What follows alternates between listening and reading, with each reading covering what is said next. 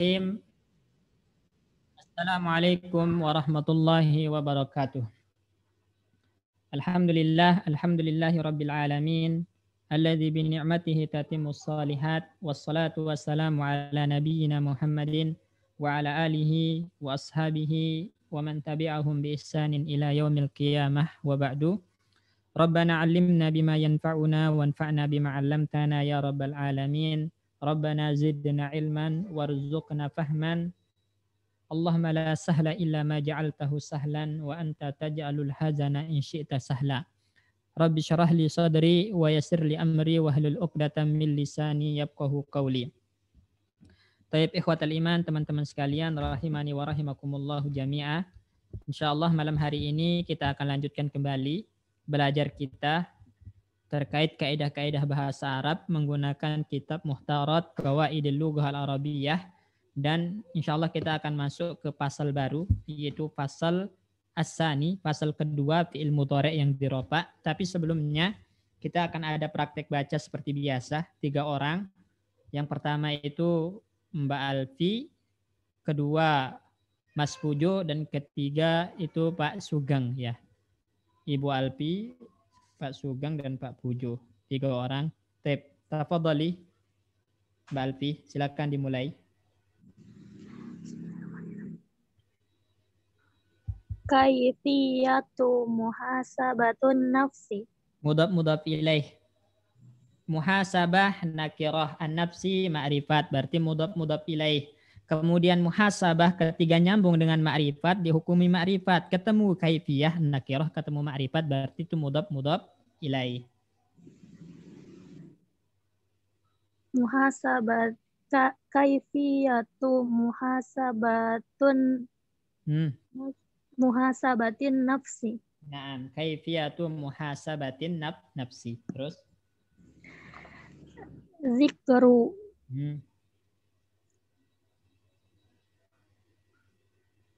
Sebagian para imam menyebutkan berarti itu adalah fi'il, pekerjaan, menyebutkan itu pekerjaan. Fi'il madi. Berarti zakaru. Zakara, naam.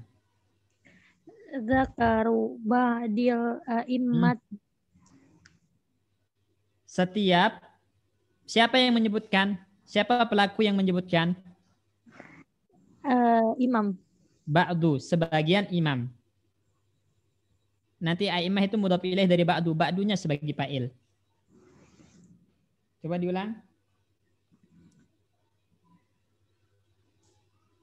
Zakaru ba'dul fa'ala, zakara, fa'ala. Fi'il madi. Fi'il madi enggak ada yang domah ya, kecuali kalau nyambung wawu jamaah baru domah. Zakaro ba'dul a'immati an muhasabatun nafsi. Bertasydid. Anna muhasabatun nafsi. Apa fungsi anna? Nasabkan ya Ustaz. Ya, berarti muhasabata atau muhasabatu? Muhasabata. Nah. Anna muhasabatan nafsi takunu kattali.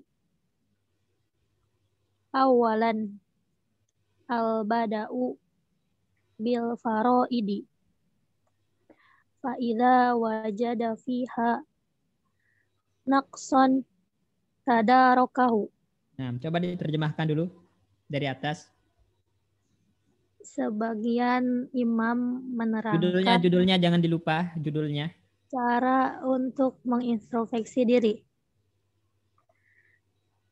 Sebagian imam menerangkan sesungguhnya introspeksi diri adalah sebagai berikut. Nah, takunu bisa dilakukan dengan cara berikut ya. Pertama, yang pertama memulai dengan yang wajib. Maka jika mendapati di dalamnya apa? Di dalamnya kewajiban ya Ustaz. Ya, kembali ke faraid, berarti di dalam yang wajib. kekurangan mereka mendapatinya. Tadarakahu itu artinya mereka berusaha atau dia menyempurnakannya. Berusaha menyempurnakan yang kurang tadi. Mereka berusaha menyempurnakannya. Nah, jadi gini maksudnya Mbak Alfi di sini. Jadi hal yang pertama kali kita introspeksi atau kita mau hisap itu adalah perkara-perkara wajib.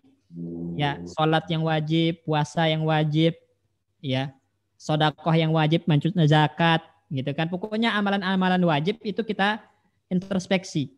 Apakah kita lakukan dengan sempurna atau ada yang kurang sempurna? Jika ada yang kurang sempurna, maka kita berusaha untuk sempurnakan. Itu maksudnya.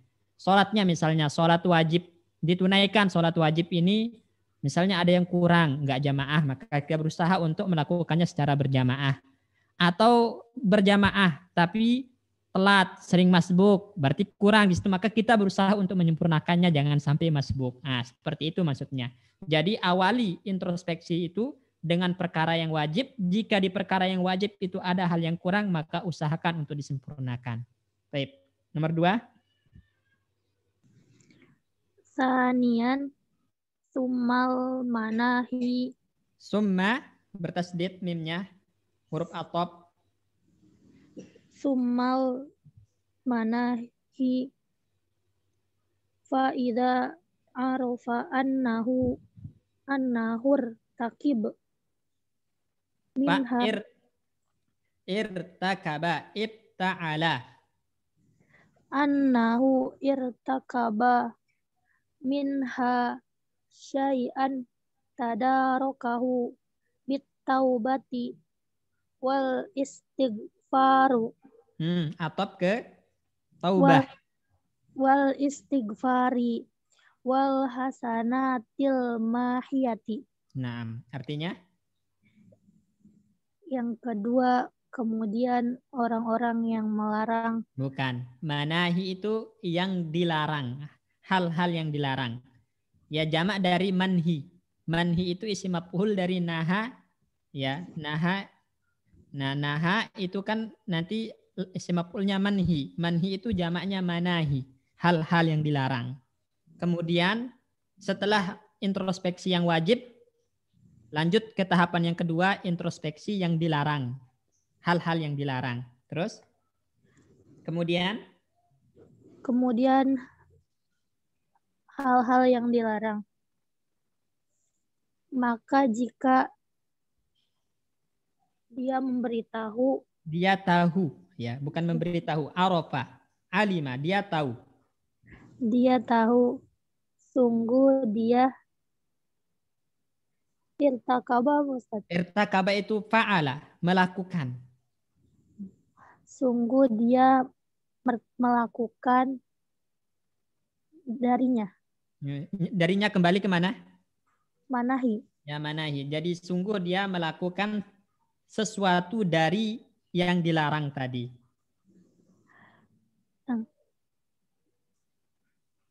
Irtakaba minha syai'an. Melakukan sesuatu yang dilarang tadi. Tadarakahu. Naam. Tadarakahu. Maka dia menyempurnakannya. Nah, kalau di sini dia tutupi gitu loh. Jadi hal yang dilarang itu dia tutupi. Jadi kita tadaraka itu artinya bisa menyempurnakan, bisa menutupi, tergantung siapnya, tergantung susunannya.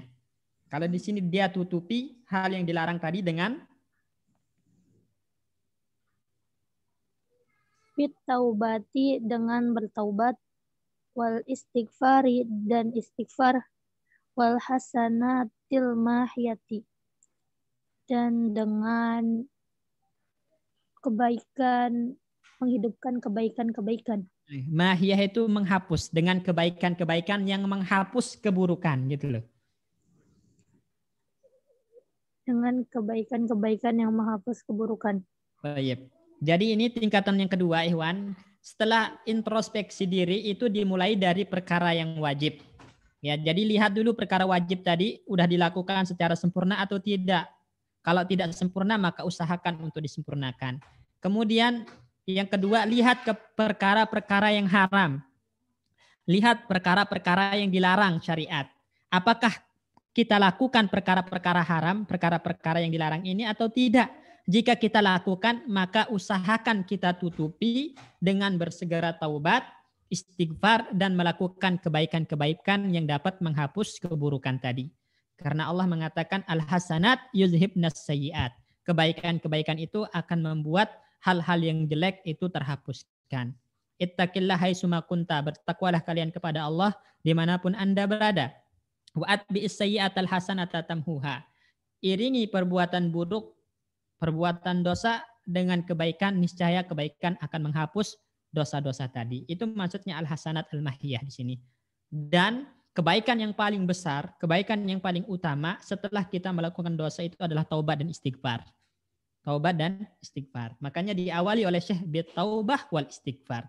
Ya, tutupi hal-hal yang dilarang yang kita lakukan tadi dengan taubat dan istighfar kepada Allah Subhanahu wa taala, baru diiringi dengan sedekah misalnya atau puasa atau semacamnya dari hal-hal ketaatan. Baik, nomor 3. Salisan muhasabatun nafsi alal ghaflati wa yatadaroka. Fi'il mudhari' kalau enggak ada amil jazm, enggak ada amil nasab, maka dia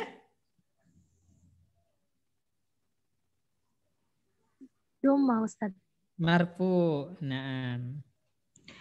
Wa yatadaroku dzalika bidzikri wal iqbali alallahi.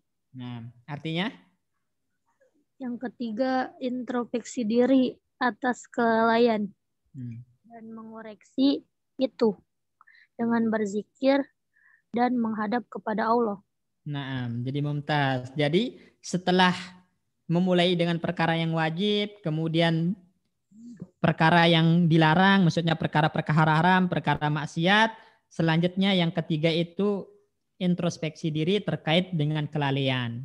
Kelalaian itu artinya hal-hal yang sifatnya membuat kita lupa dari Allah Subhanahu wa taala. Ya, misalnya terlalu banyak main HP sehingga lupa berzikir kepada Allah. Ini termasuk ghaflah, lalai. Maka itu dikoreksi dengan memperbanyak zikir kepada Allah, memperbanyak ya bersujud di hadapan Allah, ya seperti itu.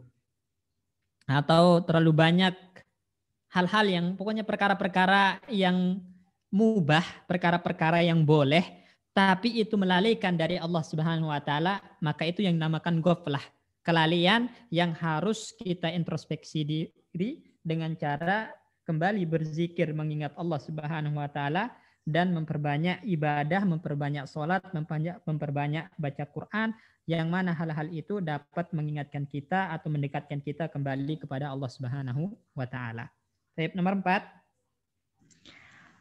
Rabi'an muhasabatun nafsi ala harakatil jawarihi kalamul lisani wa Dia badal dari harokat, gerakan-gerakan anggota badan. Berarti kalami badal dari harokat. Kalamil lisani wa masyir rijlaini wa batshil yadaini wa nazril ainaini wa sama'ul udhunaini wa sama'il udhunaini madza aratta bihadza wa liman fa'altahu wa ala ayyi wajhi fa'altahu. Nah, boleh dibaca madza aradtu bihadza wa liman fa'altuhu wa ala ayyi wajhin fa'altuhu. Boleh tu, boleh tak, enggak masalah.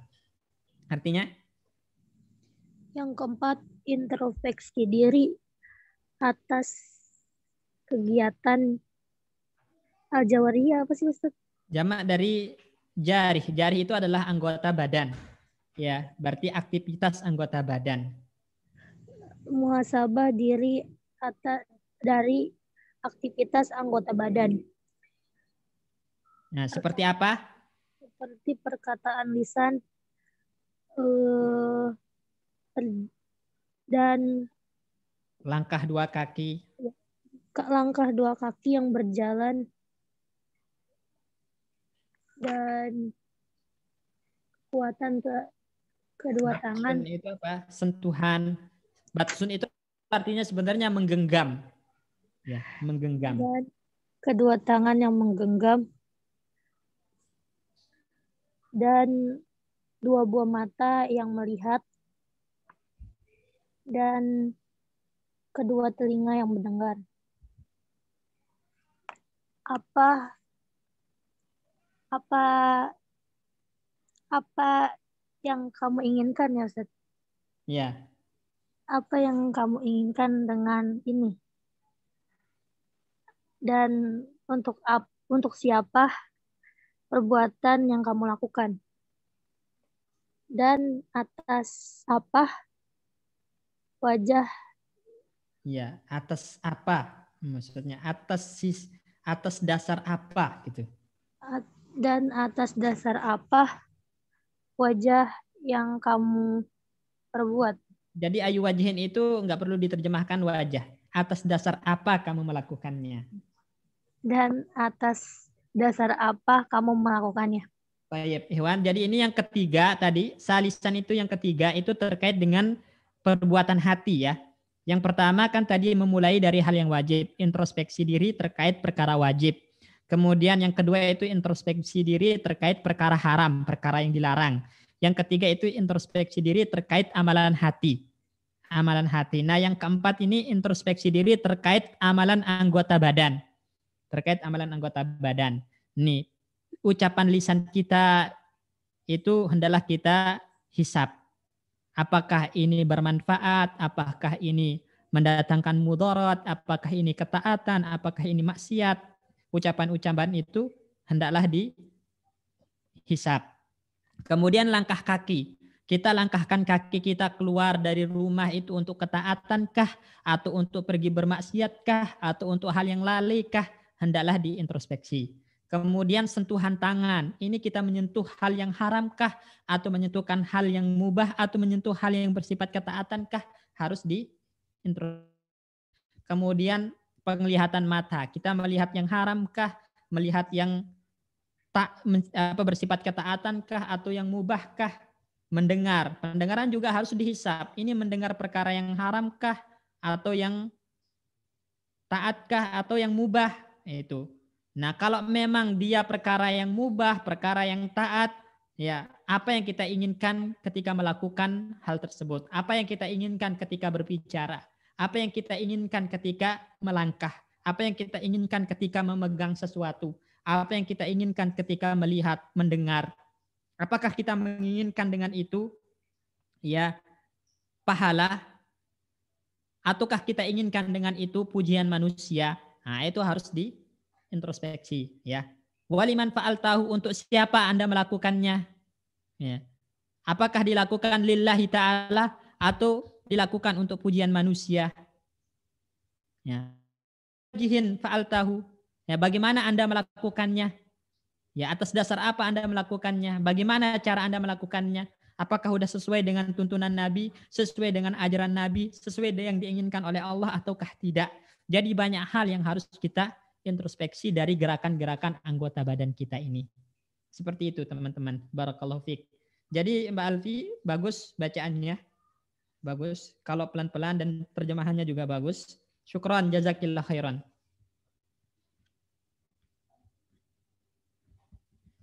Taib, yang kedua, Pak Pujo. Baik, Ustaz.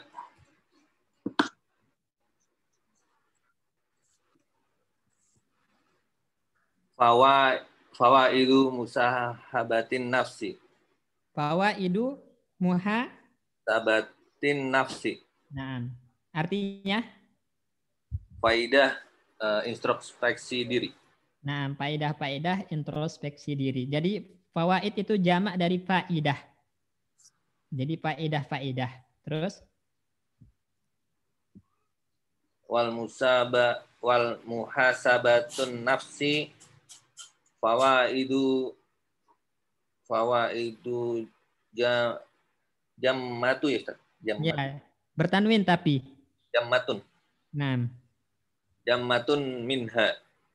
artinya Sahabat diri memiliki banyak manfaat darinya. Memiliki banyak faedah-faedah di antaranya. Jammah itu katsir ya. Jammah itu katsiratun. Jadi banyak. Introspeksi diri memiliki banyak faedah-faedah. Minha di antaranya. Yang pertama.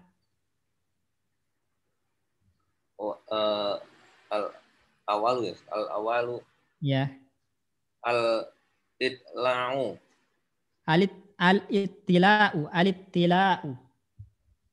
Di tas di Ustaz. Ya, toknya al-ittila'u. Al-ittila'u ala uyubi an-nafsi. Wa min lam enggak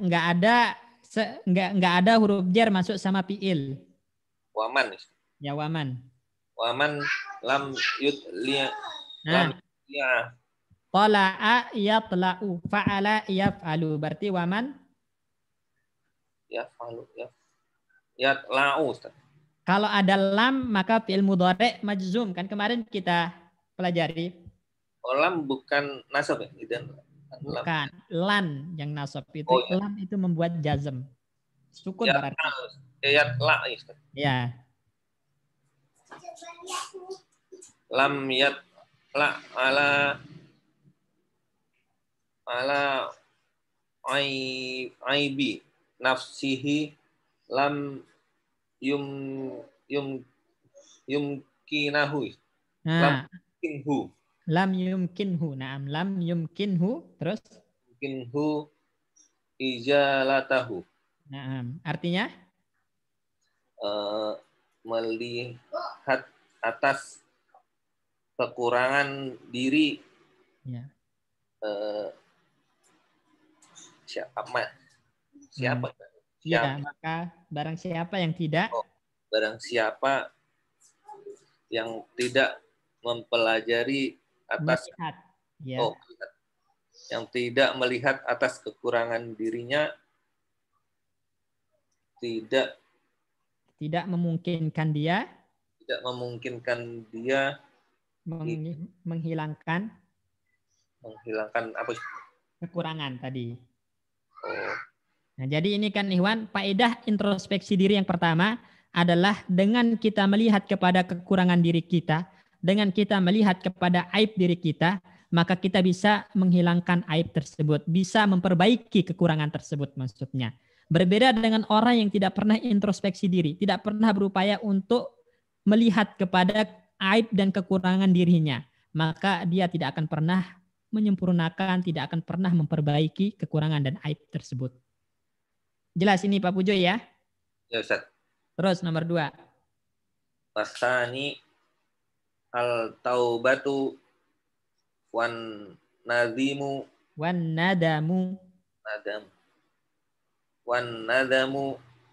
wa tadaraka. Atopnya ke taubah, ke nadam.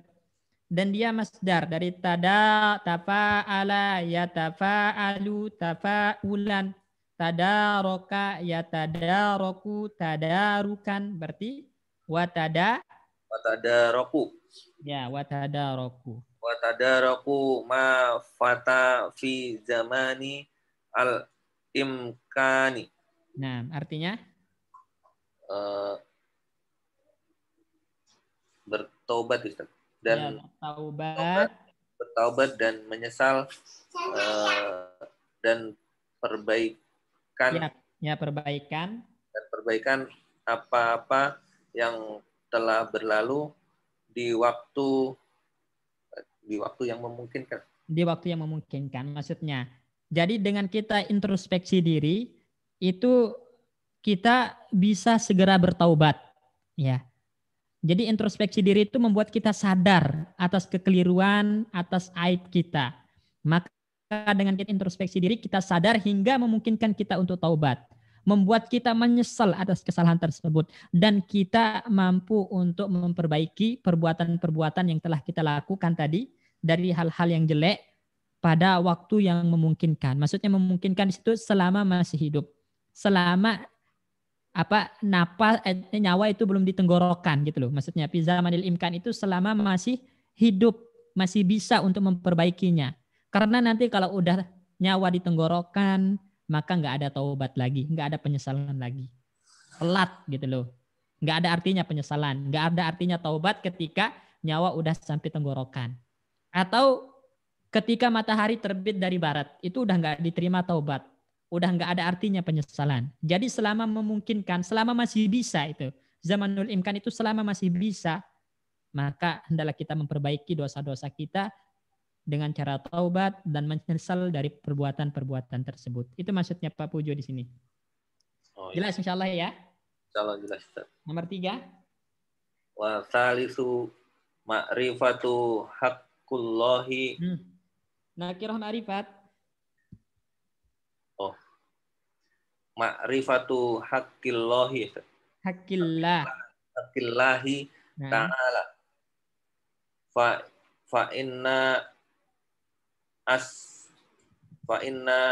asla muhasabatin nafsi huwa muhasabatuha ala tafritiha fi haqqillahi ta'ala. Nah, artinya? Yang ketiga, mengetahui hak-hak Allah Ta'ala. Ini faedah yang ketiga dari introspeksi diri. Kita bisa mengetahui hak-hak Allah kepada diri kita. Terus? Karena sesungguhnya asal musahabah diri, dia musahabah. Dia adalah muhasabah diri atas kelalaian, bukan mengabaikan kelalaian. Ya. Kelalaian di dalam hak-hak Allah. Ya. Jadi di sini Ikhwan, dengan introspeksi diri kita bisa mengenal hak Allah. Karena pokok dari introspeksi diri itu adalah mengenal kelalaian-kelalaian kita dari hak-hak Allah Subhanahu wa taala. Apa hak Allah kepada kita, Pak Pujo? Hak Allah kepada kita mengampuni. Hak Allah kepada hambanya apa?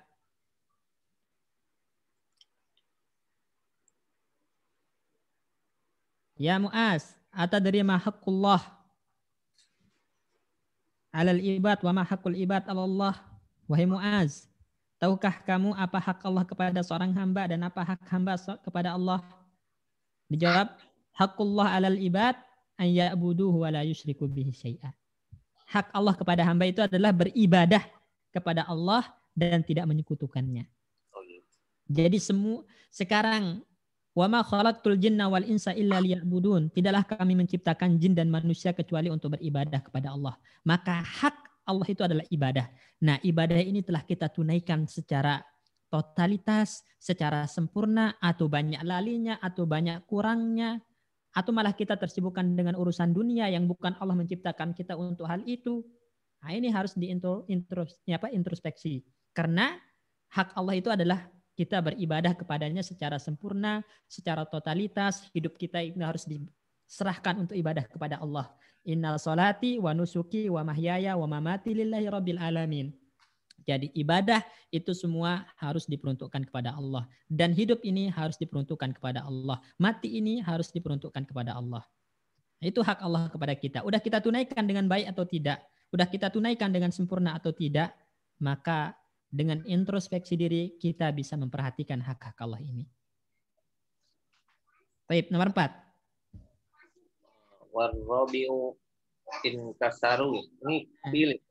Masdar inkasara yankasiru, infa'ala yanfa'ilu, infi'alan. Berarti? Inkisaru. Nah. Inkisarul abdi wa zallatuhu Wazil. Wazillatuhu. Ya. Wazillatuhu baina yaday rabbihi tabaraka wa ta'ala. Nah, baik, mumtaz. Artinya? Kebinasaan. Inkisar itu apa? Kebinasaan kok. Inkisarul abdi. Iya. Inkasaro yang kasiru itu artinya hancur. Hancur. Berarti di sini maksudnya inkisar di sini adalah menghinakan diri, ya. Seorang hamba menghinakan dirinya. Maksudnya itu menghancurkan harga diri. Jangan sombong, tawaddu, rendah diri. Ya, menghinakan diri. Di mana? Baina? Di antara kedua. Di hadapan. Baina itu, baina yade itu di hadapan. Di hadapan Tuhannya. Ya. Di hadapan Tuhannya. Berarti di hadapan Allah. Di hadapan Allah Subhanahu wa Ta'ala. Jadi faedah yang keempat, Pak Pujo, dari introspeksi diri itu adalah dengan kita melihat kekeliruan kita, melihat aib kita, melihat dosa kita, maka kita tidak akan sombong. Kita tidak akan sombong. Ya, sehingga kita akan benar-benar menghinakan diri, benar-benar bersimpuh penuh penyesalan di hadapan Allah Subhanahu wa Ta'ala. Karena kita takut dengan maha kekuasaan Allah, takut dengan azab Allah, takut dengan segala hal-hal yang membuat kita dijerumuskan oleh Allah ke dalam neraka jahanam. Itu inkisar. Karena hakikat dari ibadah itu, Ikhwan, adalah al-hudu' wa tadallul. Kita menghinakan diri, tunduk terhadap Allah Subhanahu wa Ta'ala. Jelas ini Pak Pujo ya? Dapat dipahami yang antum baca? Insyaallah jelas. Barakallahu fiik. Pak Sugeng silakan nomor 5 sampai nomor 8.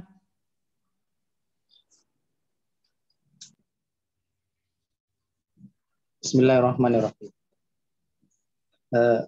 Al-khamisu ma'rifatu karamillahi subhanahu wa ta'ala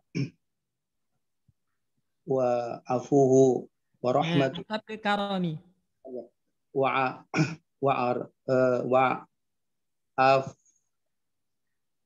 afihi ya wa afwihi wihi wa rahmatihi bi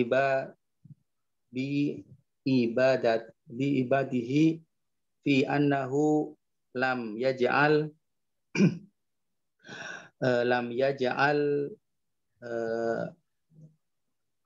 uku. Ini enggak diubah sama Pak Bayu. Terus lam yaj'al ukubatahum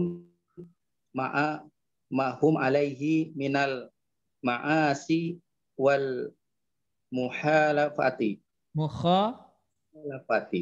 Nah, artinya mengenal karam itu mengenal ke apa makna karam? Ma'rifatu karamillah. Kemuliaan, kemurahan. Ya, maksudnya Allah itu murah hati sama hambanya. Jadi kalau hamba itu melakukan aib, melakukan dosa, kemudian dia istighfar mohon ampun, maka Allah akan mengampuninya. Itu namanya karam, ya. Karam itu kedermawanan, kemurahan hati Allah Subhanahu wa Ta'ala untuk mengampuni hamba-hambanya. Terus? Jadi udah ya, mengenal kemurahan Allah Subhanahu wa Ta'ala dan ampunannya dan rahmatnya dan dengan diibadihi kepada hambanya di bahwasanya dia tidak menjadikan balasan hukumannya, ukubah itu hukuman balasan hukum, tidak menjadikan hukumannya bersama apa yang ada padanya dari maksiat dan tidak menepati janji. Mukhalafat itu penyelisihan. Milisyan, mukhalaf. Ya, milisyan. Jadi di sini maksudnya ya ketika kita melakukan dosa, melakukan maksiat, melakukan hal yang menyelisihi syariat-syariat Allah, maka Allah tidak langsung menghukum kita, Allah tidak langsung mengazab kita karena maksiat dan penyelisihan tersebut. Ya, tapi Allah menunjukkan kemurahannya. Allah berikan kesempatan kepada kita untuk istighfar, mohon ampun. Lantas Allah ampuni kita, Allah tunjukkan rahmatnya kepada kita. Ya, ya. Makanya sabaqa ghadabi rahmati, kata Allah. Rahmatku itu lebih mendahului murkaku. Makanya kalau seorang hamba melakukan maksiat, itu Allah nggak langsung hukum, tapi diberikan kesempatan untuk taubat sebagai bentuk rahmat Allah. Allah berikan teguran kepada dia sehingga dia taubat istighfar sebagai bentuk rahmat Allah Subhanahu wa taala. Maka oleh karena itu hewan, ya, kalau ada penyesalan dalam hati ketika melakukan kemaksiatan, maka itu tandanya rahmat Allah itu masih ada. Ya, Allah masih memberikan kesempatan kepada kita untuk menyesal. Ya. Kalau semua orang tidak berdosa, itu maka Allah ganti dengan orang-orang yang berdosa. Sebagaimana kata Nabi, laulam tuznibun, kalau kalian nggak berdosa, la'atallahu biqaumin yuznibun, Allah ganti kalian dengan orang-orang yang berdosa. Tapi orang-orang yang berdosa ini sadar ketika dia melakukan dosa, nyesal, istighfar, maka Allah pun mengampuni mereka. Jadi di sini Allah tunjukkan rahmatnya. Orang-orang berdosa itu tidak langsung dihukum, tidak langsung diazab, tapi diberikan kesempatan untuk istighfar, mohon ampun, taubat, dan Allah tunjukkan rahmatnya, Allah ampuni mereka, Allah masukkan surganya dengan izin Allah Subhanahu wa taala. Baik, nomor 6. Nomor 6 asadisu maqatan nafsu. Nah, apa yang membuat mansub makta? Ini fi'il kan saja? Enggak, masdar itu. Oh. Maktu berarti. Ya.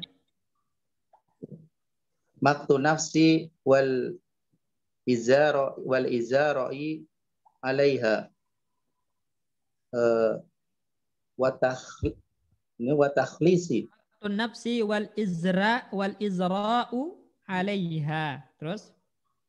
Wal izra'u alaiha wa takhlisu minal. Nah, masdar. Wa takhalusun. Ya, takhallasa yatakhallasu takhalluson, berarti wat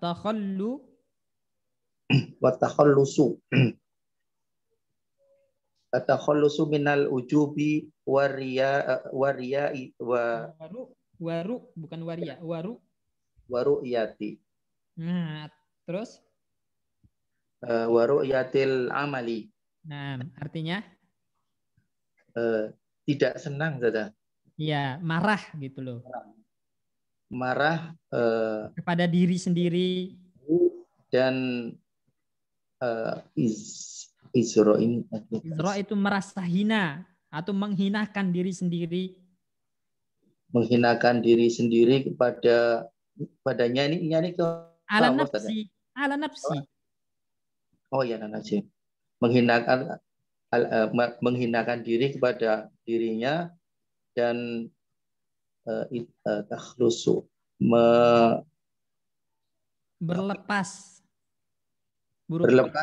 berlepas dari ujub, merasa tinggi, dan riya dengan amalnya, dengan amal. Apa maksudnya di sini? Perhatikan maqtun nafsi wal izra alaiha. Dengan kita introspeksi diri, maka kita akan marah terhadap diri kita.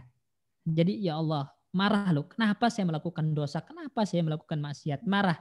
Karena orang beriman itu pasti marah kepada yang sifatnya maksiat, yang sifatnya dosa. Jadi dia akan marah pada dirinya sendiri. Kenapa dia melakukan maksiat itu? Kenapa dia melakukan penyelisihan terhadap syariat Allah?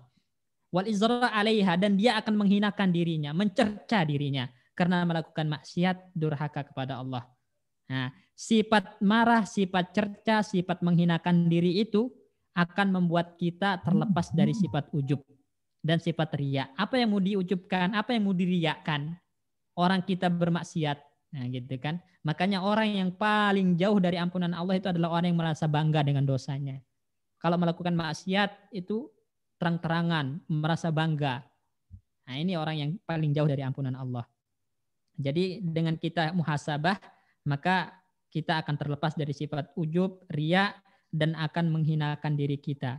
Sehingga kita tidak akan pernah sombong sama sekali. Baik. Nomor 7. Al-izdihadu fi ta'ati wa tarkul asyani. Bukan A. Isyan. Jama dari Asyan ya. Maksiatun maksiatani. Ma'asi atau masdar sini. Isyan. Asa ya'si isyanan. Maksiat Ya. Tarkul isyani. Tarkul isyani litasgula sabi alaiha. Ya. Litasgula alaihi al muhasabatu fima ini ba'du saja. Iya.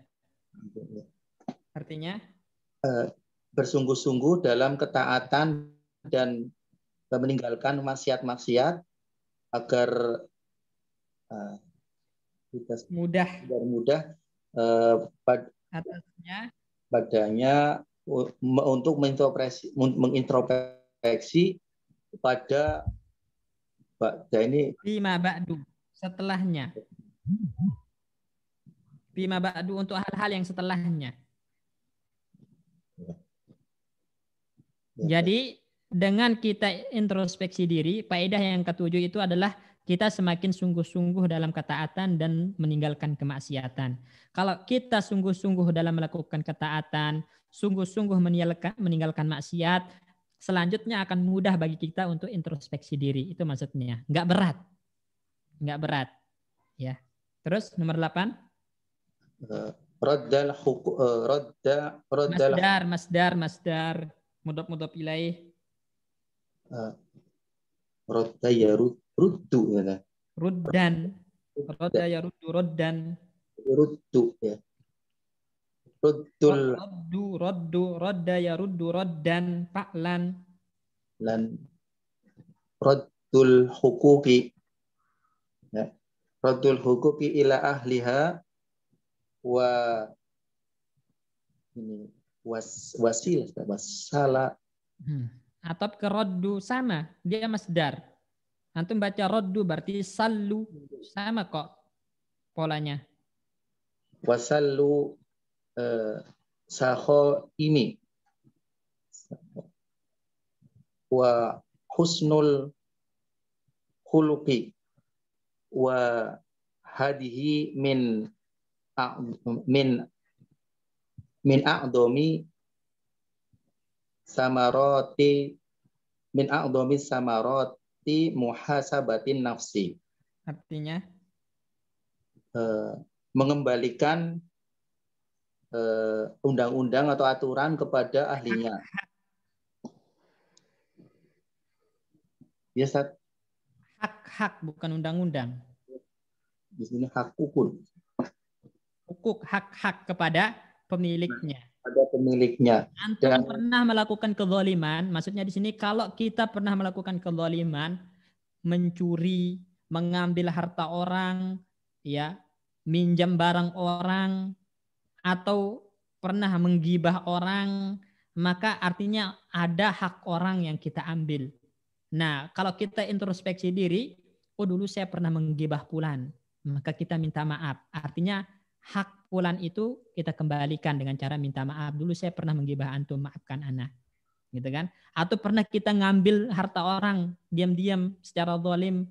Oh ini saya dulu pernah ngambil harta fulan, saya harus kembalikan harta yang saya ambil secara zalim ini. Itu namanya mengembalikan hak-hak kepada pemiliknya. Dengan introspeksi diri kita dapat mengembalikan hak-hak kepada pemiliknya. Terus? Wasallu, dan ini bertanya,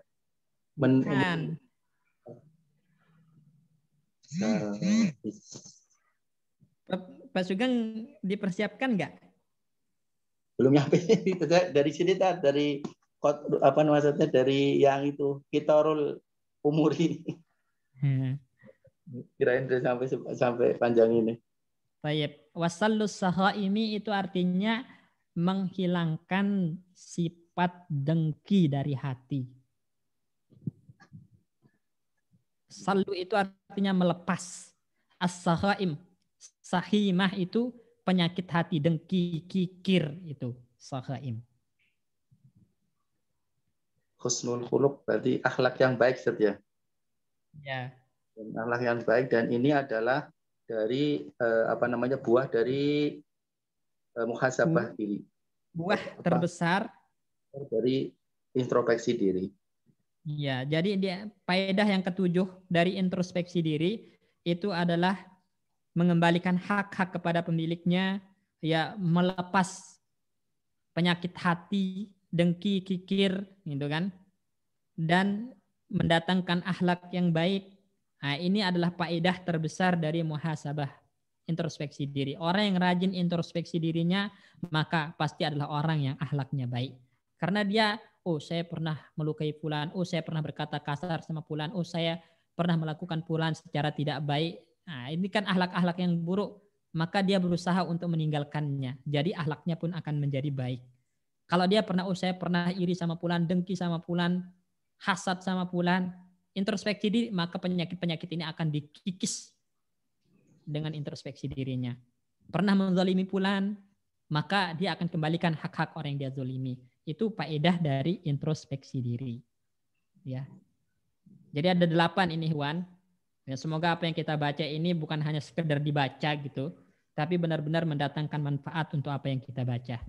Baik, mungkin sampai sini bacanya. Insya Allah kita akan lanjutkan ke muhtarat ya. Kita lanjutkan ke muhtarat beberapa menit setengah jam lah insya Allah. Jazakallah khairan. Jazakumullah khairan yang baca. Baik, Ustaz. Baik, Pak Bayu, siapa yang baca ini lagi? Pasal kedua. Yang mana Ustaz? Muhtarat. Ya. Pak Muslim deh, Ustaz. Saya siapkan screen-nya dulu, Ustaz. Baik. Pak Guslim, silakan dibaca Pak Guslim. Mulai dari Al-Fasl Tsani, pasal yang kedua. Nah, pasal kedua, fi'il mudhari yang dirofa. Fi'il mudhari dirofa apabila tidak kemasukan amil nasab atau amil jazm. Nah, ini yang kita jelaskan kemarin kan?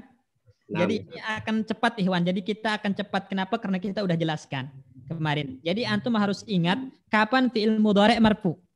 Ketika tidak ada amil jazm, tidak ada amil nasab. Maka fi'il mudhari wajib marfu. Apa tanda rofanya? Kalau dia sahihul akhir, artinya kalau dia itu tidak diakhiri huruf-huruf ilat, tidak diakhiri alif, waw, ya, maka tanda rofanya apa Ikhwan? Domah. Kalau dia salah satu dari pola yang 5 kemarin, yaf'aluna, taf'aluna, gitu kan? Yaf'alani, taf'alani, taf'alina, maka tanda rofanya dengan tetapnya nun. Subutun nun. Tetapnya nun atau subutun nun. Kalau dia diakhiri oleh salah satu dari huruf ilat, alif, waw, ya, maka tanda rofanya domah muqaddarah. Ini udah dipelajari kemarin ya. Udah kita singgung. Jadi ini diingat Iwan, saya ulangi. Mohon didengar supaya enggak lupa. Fi'il mudhari itu wajib marfu. Kapan? Ketika tidak ada amil jazm, tidak ada amil nasab. Apa tanda rofanya? Dilihat. Jika fi'il mudhari'nya sahihul akhir, dalam artian tidak diakhiri oleh alif, ya, waw, maka tanda rofanya dengan dhammah. Kemudian apabila dia salah satu dari 5 wazan, 5 pola, yaf'aluna, taf'aluna, yaf'alani, taf'alani, taf'alina, maka tanda rofanya adalah dengan tetapnya nun. Dan apabila fi'il mudhari itu diakhiri huruf ilat, waw, alif, ya, maka tanda rofanya dengan dhammah muqaddarah. Jelas sampai sini ya? Insyaallah jelas Ustaz. Selanjutnya, Pak Guslim. Contohnya ya Ustaz ya. Ya. Misal ana aktubu. Nahnu naktubu. Ini contoh yang apa? Contoh yang benar Ustaz. yang benar. Contoh yang salah, nahnu naktuba. Nahnu naktub. Kenapa salah Pak Guslim? Naktuba kenapa salah? Karena dia nasab Ustaz. Iya. Padahal nggak ada amil. Nggak ada amil nasabnya. Ya, kalau nggak ada amil nasab maka dia Harusnya marfu atau rafa. harus marfu. Nah, nahnu naktub kenapa salah? Karena naktub di sini Jazam. jazm Ustaz. Ya. Padahal nggak ada amil jazmnya. amil jazam, maka seharusnya dia marfu. Seharusnya dia marfu. Nah, sampai sini paham insyaallah Iwan ya, teman-teman. Insyaallah Ustaz. Pak Bayu paham nggak Pak Bayu? Insyaallah Ustaz. Oh, kirain hilang nggak ada suaranya. Nyimak Ustaz. Kan tidur. Habis ngopi Ustaz. Baik. Lanjut Pak Guslim, pasal ketiga.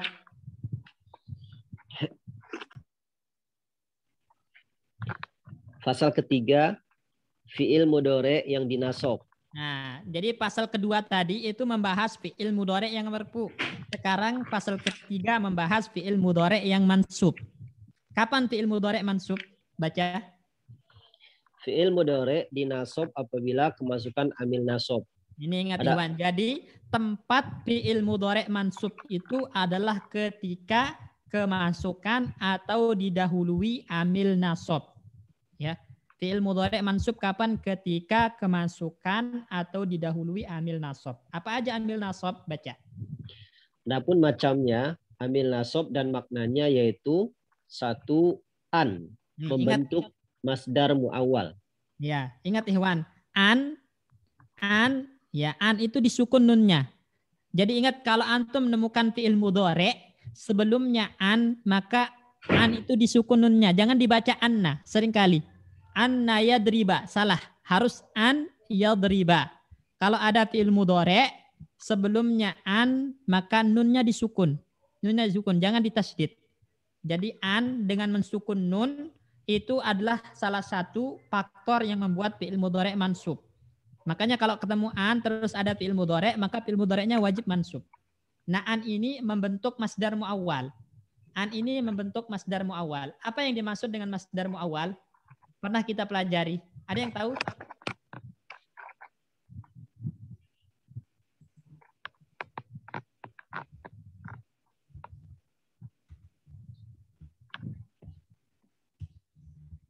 Ya, rumus masdar muawwal, Ikhwan. Rumus, salah satu rumus masdar muawwal ini harus diingat. Ya, salah satu rumus masdar muawwal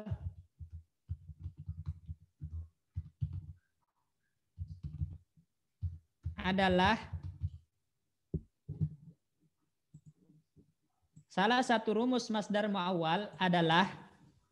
an plus fi'il mudhari.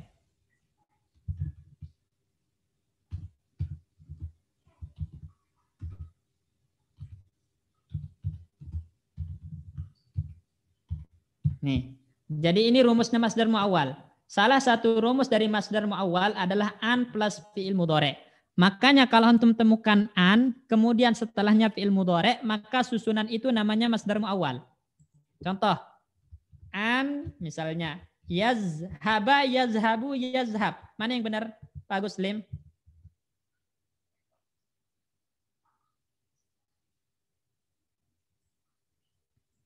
Pak Guslim? Ya Ustaz. Yang benar apa? Ayyazhaba, ayyazhabu, ayyazhab. Mana yang benar? Yazhaba Ustaz. Nah, ayyazhaba. Jadi diingat ayyazhaba. Kenapa yazhaba? Karena didahului oleh an tadi Ustaz. Karena didahului oleh an. Nah, berarti di sini ada an plus fi'il mudhari. Maka susunan ini namanya apa? Susunan apa namanya?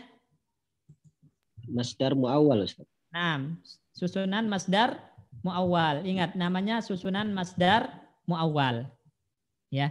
Jadi kapanpun kita nemukan an plus fi'il mudhari itu namanya susunan masdar muawwal. Ya, kenapa dinamakan masdar muawwal?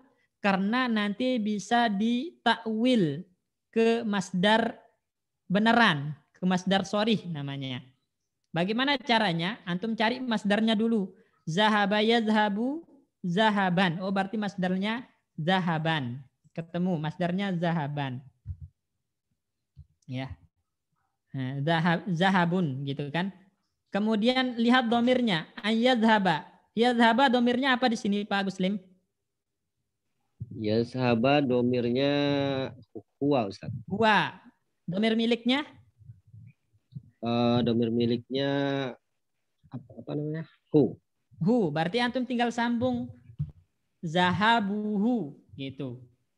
Nah, ini namanya masdar sorih. Zahabuhu itu masdar sorih namanya.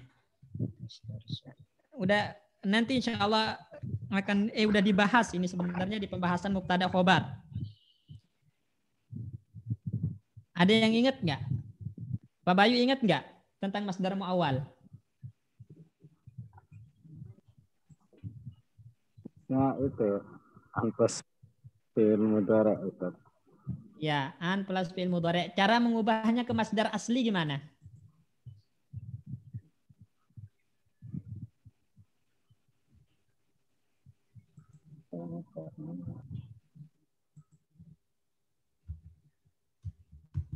Cara mengubah masdar muawwal ke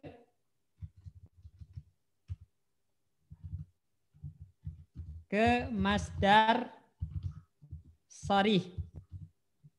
Masdar sorih atau asli. Siapa yang ingat? Siapa yang ingat, Ikhwan? Dicari masdarnya terus ditambahkan domirnya, Ustaz.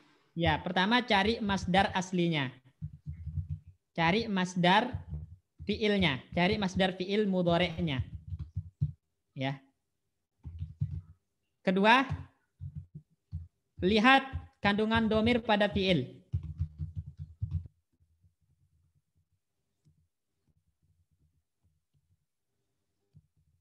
Fiilnya. Ketiga, sambung domir miliknya dengan masdar.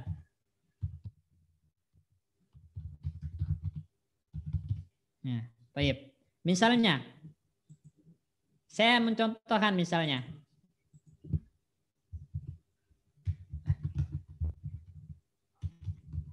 Pak Bayu, coba diubah Pak Bayu. An tasuma. An tasuma. Khairun lakum. Mana masdar muawwal Pak Bayu? Antasuma. Antasuma. Kenapa dia makan masdar muawwal? Karena antas fi'il mudhari Ustaz. An ketemu fi'il mudhari'. Nah, sekarang coba ubah ke masdar asli atau masdar sorih. Ustaz, afwan itu antasumu kali Ustaz ya, soalnya lakum. Oh ya, afwan. Antasumu, benar. Kurang wow. Kita ganti aja laka kalau begitu. Baik, ayo. Gimana Pak Bayu? Saumakum. Cari dulu masdarnya gimana? Masdarnya sauman Ustaz. Nah, berarti masdarnya sauman. Ketemu masdarnya saumun atau sauman. Kandungan domirnya? Iya. Antasuma. Kandungan domirnya apa di situ? Antasuma.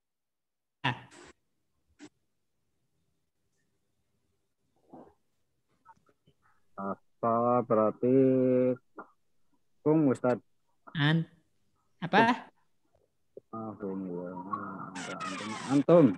Nah, itu tasumuna baru antum.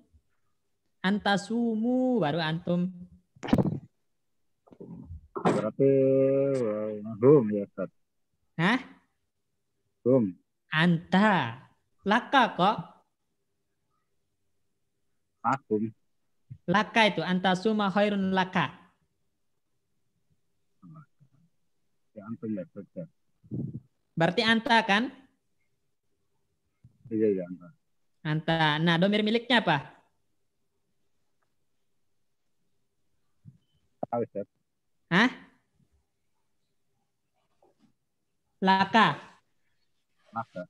Laka. Berarti baru disambung dengan berarti menjadi apa? Saumu.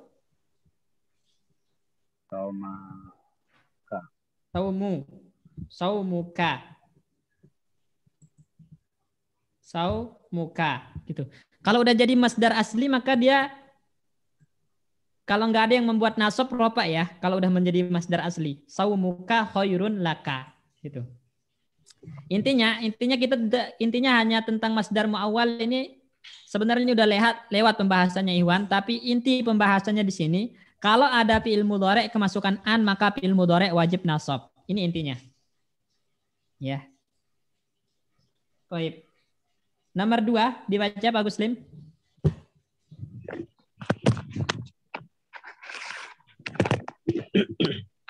Nomor 2, lan. Penafian di masa akan datang. Ya, maksudnya penafian untuk masa yang akan datang. Contohnya? Contoh, lan yadi'al hakul mughtasabu. Ya, lan yadi'al hakul mughtasabu. Hak yang dirampas itu tidak akan hilang. Maksudnya akan ada hari pembalasannya. Ya. Tidak akan hilang. Hak yang dirampas tidak akan hilang. Di masa depan itu tidak akan hilang, tapi akan dikembalikan. Misalnya kayak gini contohnya Iwan.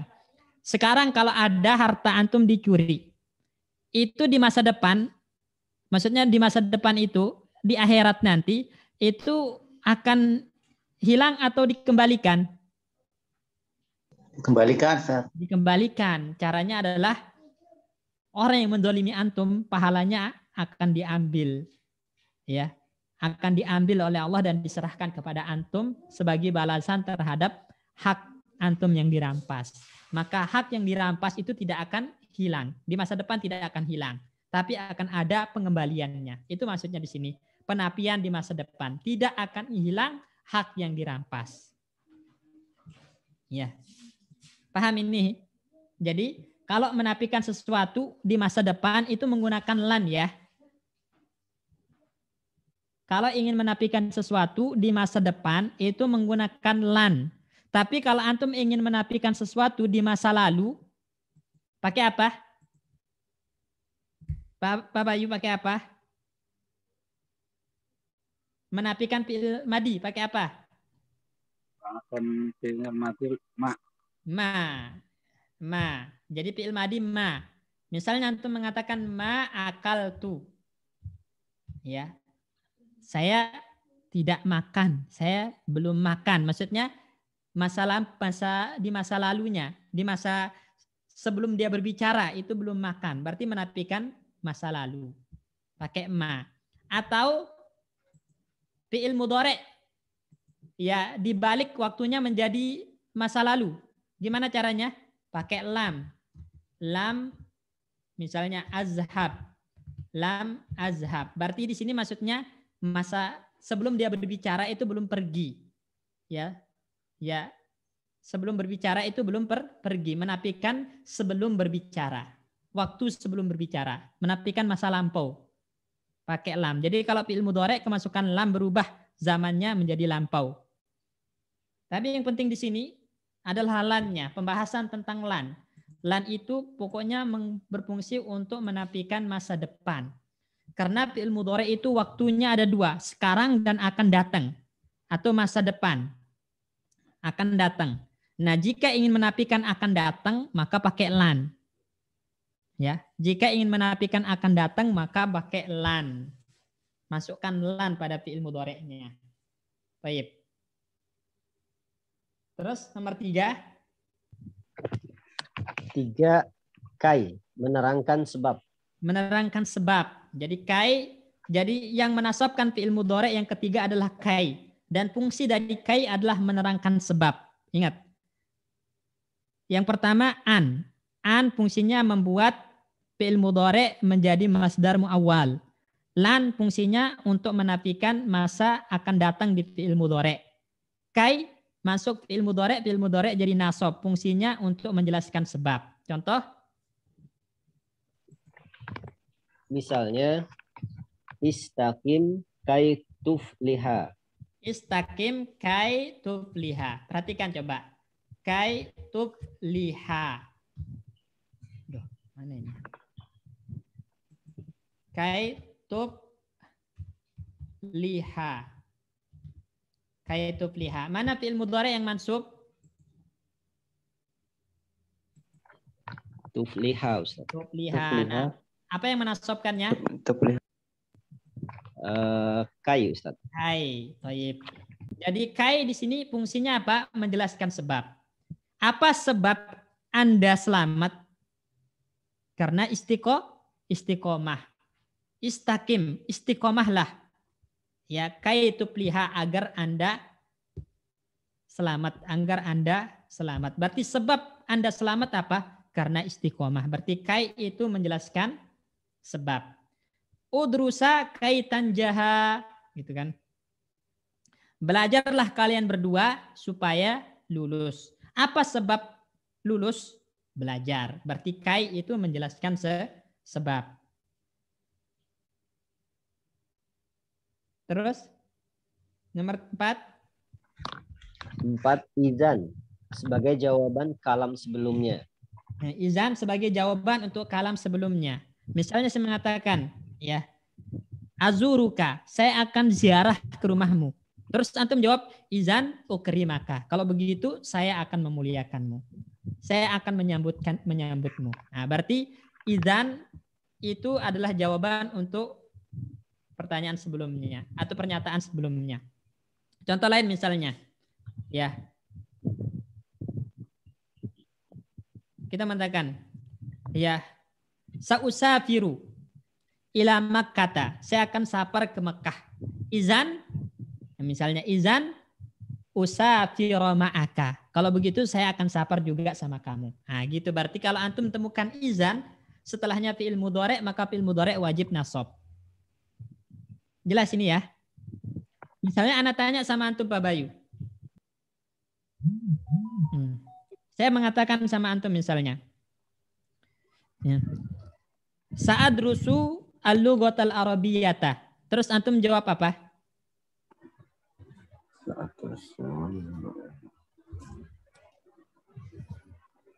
Idan adrusuka. Izan adrusa atau adrusu? Adrusa. Nah, izan adrusa. Izan adrusa ma'aka gitu kan. Kalau begitu saya juga belajar sama kamu. Nah, gitu. Sebab akibat bukan Ustaz ya? Izan itu. Enggak, bukan sebab akibat, tapi itu jawaban untuk kata setelahnya. Jawaban dari sebelumnya ya. Iya. Misalnya tadi adrusu al-lughatal arabiyyata. Saya mau belajar bahasa Arab. Kemudian antum nimbal, kita timbalin misalnya. Oh, saya juga mau belajar. Misalnya izan adrusa ma'ak. Kalau begitu saya juga mau belajar sama kamu, gitu. Apa ya istilah? Timbalan ya, nimbal. Kalau ada orang ngomong terus ditimbal gitu. Kalau bahasa Lomboknya timbal itu ya nimbal balik, jawab gitu. Gimana ya bahasa Indonesianya? Tapi paham insya Allah ya? Insya Allah, Ustaz. Baik. Kemudian nomor 5. Nomor 5. Bima'ni kai. Bimakna kai. Bima'na. Lam ta'lil maksudnya. Ya. Lam ta'lil. Lam ta'lil itu adalah lamul jar. Lam ini kalau gampangnya Gampangnya Ikhwan, kalau ketemu fi'il mudhari' kemasukan lamul jar, maka pasti fi'il mudhari' mansub. Misalnya, kayak tadi di kitab kan tadi ketemu lias hula alaihi al muhasabah. Ada kan tadi kayak di kitab gini. Nah, coba perhatikan kata yashul. Yashulu fi'il mudhari' bukan? Mudhari'. Fi'il mudhari'. Nah, kemasukan huruf jar nih, li. Maka huruf jar ini nanti membuat fi'il mudhari' nasab, liyashula. Makanya dia fathah, yashula. Dan lam di sini menjelaskan sebab. Dengan sebab itu maka mudah baginya introspeksi diri, gitu. Ya. Paham di sini? Kalau di kitab wa anzalna ilaika dzikra litubayyina lin-nasi. Kami turunkan kepadamu wahai Muhammad Al-Qur'an. Sebabnya apa? Untuk kamu jelaskan kepada manusia. Berarti li itu menjelaskan sebab, huruf jar masuk kepada fi'il mudhari' tubayyina, maka fi'il mudhari' wajib nasab tubayyina. Enggak boleh litubayyinu, enggak boleh. Jelas ini ya? Insyaallah jelas. Yang lain teman-teman? Ustaz Afwan tadi di sini huruf jar tadi ya Ustaz? Ya huruf jar, lamnya huruf jar. Bisa masuk ke fiil ya? Iya, bisa masuk kepada fiil. Makanya kalau dalam mazhab Basrah itu bukan huruf jar yang merupakan tanda isim, karena huruf jar itu bisa masuk pada fiil, gitu.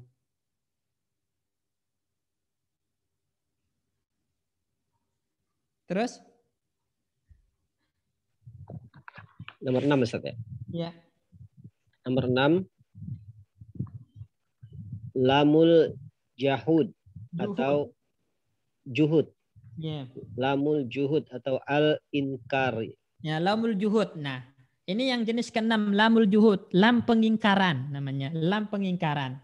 Apa bedanya dengan lamul ta'lil? Bedanya lamul juhud itu harus terletak pertama setelah nafi. Ini, lamul juhud itu terletak pertama setelah penafian. Ini, penafian. Jadi ingat, lamul juhud pertama terletak setelah penafian. Kedua, itu setelah kana. Setelah kana.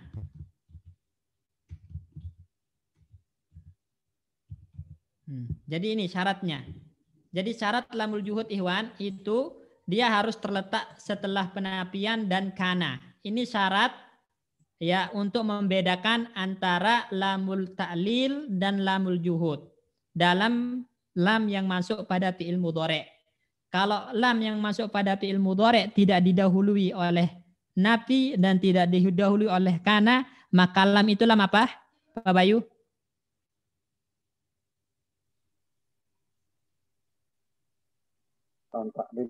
Lam ta'lil. Nah, kalau dia didahului oleh penafian dan kana, maka lam itu lam apa? Pak Darso? Lamul juhud Ustaz. Lamul juhud. Nah, mumtaz. Contoh, maka Allahu liyazlimahum. Maka Allahu liyazlimahum. Allah tidak akan pernah menzalimi mereka. Karena ada orang yang menyangka Allah itu zalim. Kemudian Allah datangkan pengingkaran. Bagaimana caranya? Dengan menyebut lamul juhud, lam pengingkaran. Allah benar-benar tidak akan pernah menzalimi mereka. Sebagai bentuk pengingkaran kepada mereka yang mengatakan Allah zalim. Ya. Jadi li di sini adalah lamul juhud namanya. Dan dia membuat fi'il mudhari' mansub liyazlima. Dari mana kita tahu ini lamul juhud? Karena sebelumnya ada huruf nafi, ma, dan kana. Ya, dan ingat kananya harus madi atau bermakna madi, Ikhwan ya. Saya ulangi, kana di sini harus fi'il madi. Harus fi'il madi atau bermakna madi. Bermakna madi. Ini syaratnya. Kananya harus fi'il madi atau dia bermakna madi. Ini untuk kana ya. Saya ulangi. Jadi nanti kapan lamul juhud, kapan kita bisa tahu itu lamul juhud? Didahului penafian, kemudian ada kana yang merupakan fi'il madi atau bermakna madi. Bermakna madi. Contoh yang bermakna madi. Di situ ada, coba perhatikan, lam yakun. Ya, lam yakunillahu liyaghfira lahum.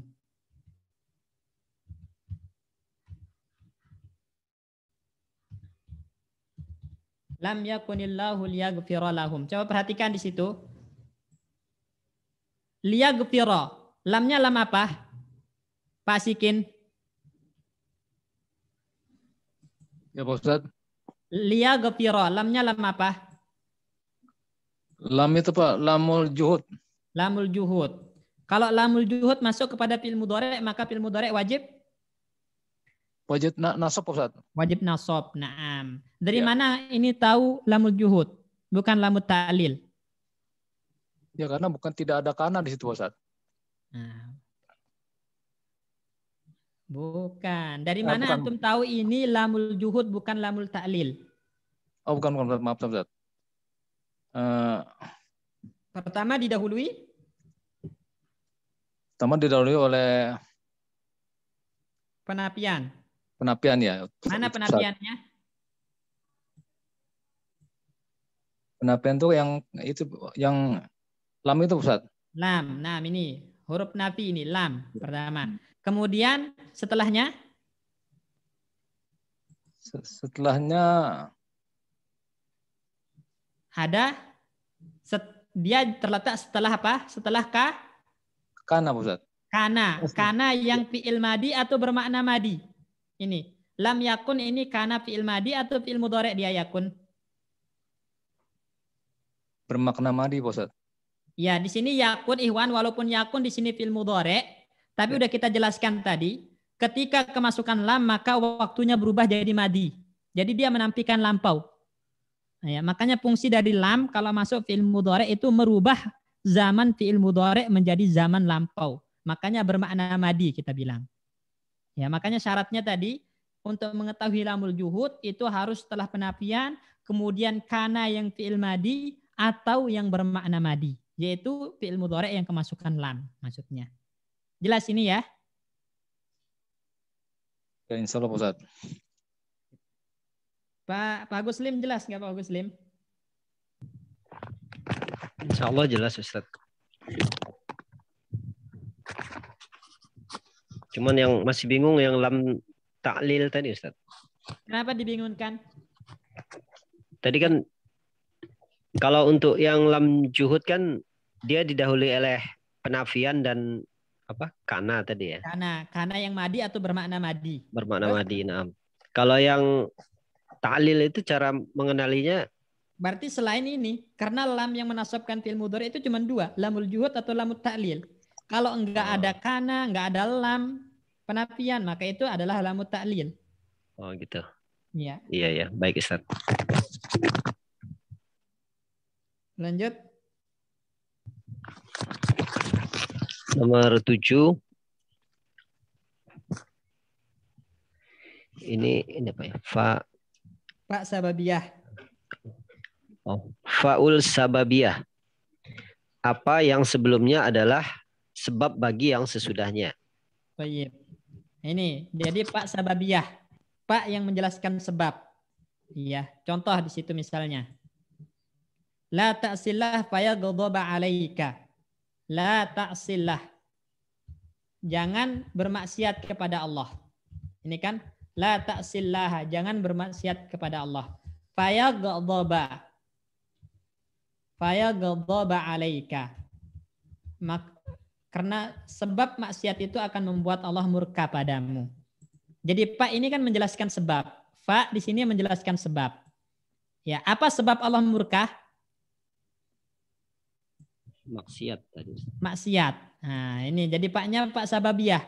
Pak didatangkan di sini untuk menjelaskan sebab. Makanya kalau ada Pak masuk fi'il mudhari' dan dia menjelaskan sebab terjadinya fi'il mudhari' itu, itu dinamakan fa sababiyah. Faya ghadaba alaika. Ya ghadaba fi'il mudhari'. Apa yang menyebabkan terjadinya fi'il mudhari'? Ya itu ya ghadab, marahnya Allah. Maksiat. Berarti fa-nya fa sababiyah. Contoh misalnya. Udrus. Apa artinya udrus? Ikhwan? Belajarlah. Belajarlah. Fatan jaha. Antum bilang. Fatan jaha. Udrus fatan jaha. Belajarlah maka kamu akan lulus. Apa sebab lulus? Apa sebabnya fi'il mudhari ini? Tanjah lulus ini?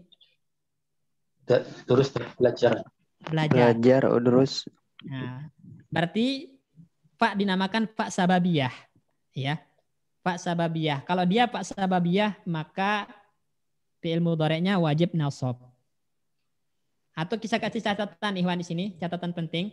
Fa sababiyah itu harus terletak.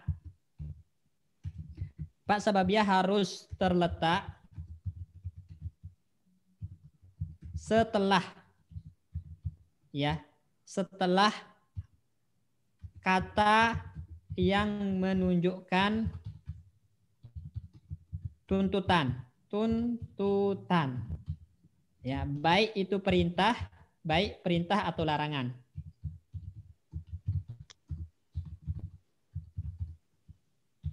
Baik.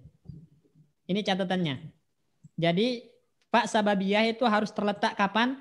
Setelah kata yang menunjukkan tuntutan baik perintah atau larangan. Contoh la ta'si, jangan bermaksiat. Ini tuntutan dalam bentuk apa? Dalam bentuk larangan. Larangan. Kemudian udrus, belajarlah. Tuntutan dalam bentuk apa? Perintah. Perintah. Maka kalau antum temukan fa setelahnya itu nyambung dengan fi'il mudhari', maka fa-nya pasti sababiyah. Ini cara memastikannya Ikhwan. Jadi kalau ada sebelumnya itu tolab, tuntutan berupa perintah atau larangan, kemudian ada fa, setelahnya fi'il mudhari', fa-nya pasti sababiyah. Kalau dia fa sababiyah maka fi'il mudhari' wajib nasab. Jelas ini ya?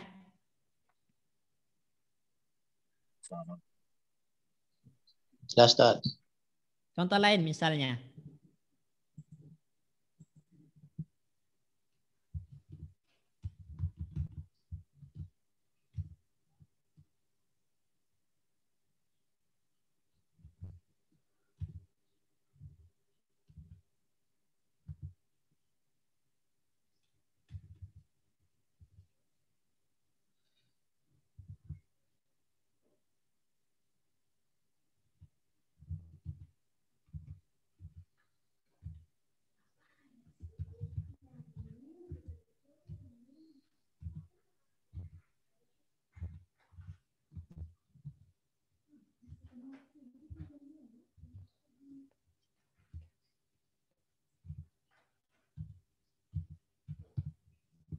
Baik.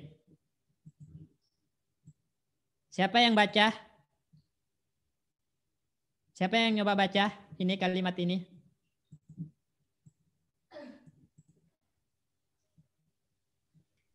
Ana Ustaz. Tafadhali. Uskurullaha fayazida alaika ni'matahu. Uskur. Dianya berarti uskurillah. Uskurillaha fayazida alaika ni'matahu. Nah, uskurillaha fayazida alaika ni'matahu. Berarti fa di sini fa apa? Fa sababiyah. Fa sababiyah. Nah, dari mana anti tahu kalau ini fa sababiyah?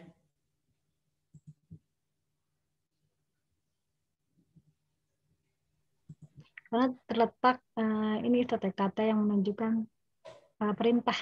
Ya, terletak setelah kata perintah amar uskur kan? Maka otomatis fa-nya fa sababiyah. Kalau dia fa sababiyah, maka fi'il mudhari'nya wajib mansub. Mansub. Makanya dibaca fayazida. Mumtaz, barakallahu fiik. Paham ini Ikhwan ya? Insyaallah Ustaz. Contoh lain, satu lagi.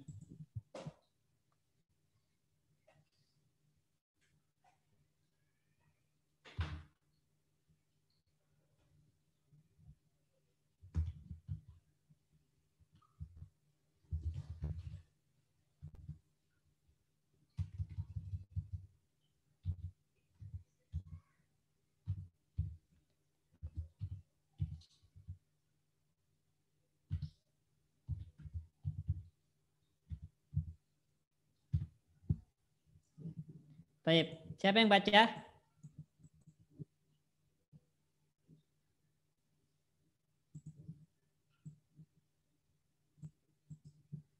Siapa yang baca? Bagus. Ya. Muslim. Baik. Saya. Ya, silakan. La takfur fatadakholal jannatu. Fatadhu. Dakhala yadkhulu fatad. Fatadkholal jannata. Nah, fatadkhulal jannata. Baik. Kenapa dibaca fatadkhula? Kenapa nasab di sini? Pak Muslim. Karena ada fa sababiyah, Ustaz. Nah, dari mana antum tahu itu Pak Sababiyah? Karena didahului oleh kata tuntutan larangan. Larangan. Artinya apa? Jangan kufur. Jangan kufur kepada Allah. Maka kamu masuk surga. Nah, sebab dia masuk surga adalah tidak kufur. Paham insya Allah ini Pak Muslim ya? Insya Allah Ustaz. Jadi ini catatan penting Ikhwan ini untuk memastikan itu Pak Sababiyah adalah ketika dia diawali tuntutan, baik itu perintah atau larangan, maka pasti itu Pak Sababiyah. Kalau dia Pak Sababiyah, fi'il mudhari'nya wajib nasab. Baik. Terakhir. 8 hatta. Makna ila. Misal qalu ya Ustaz. Iya. Qalu lan nabaruha alaihi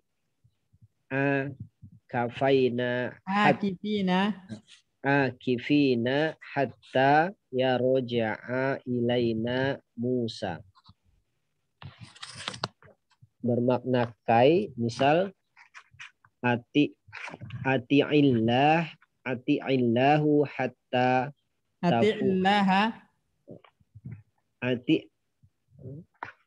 ati'laha hatta tafuza birodohu.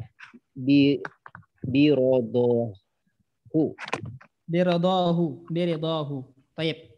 Selanjutnya yang terakhir hatta. Nah, ya huruf atau amil nasab yang terakhir yang ke-8 itu hatta. Dan hatta itu maknanya ada 2.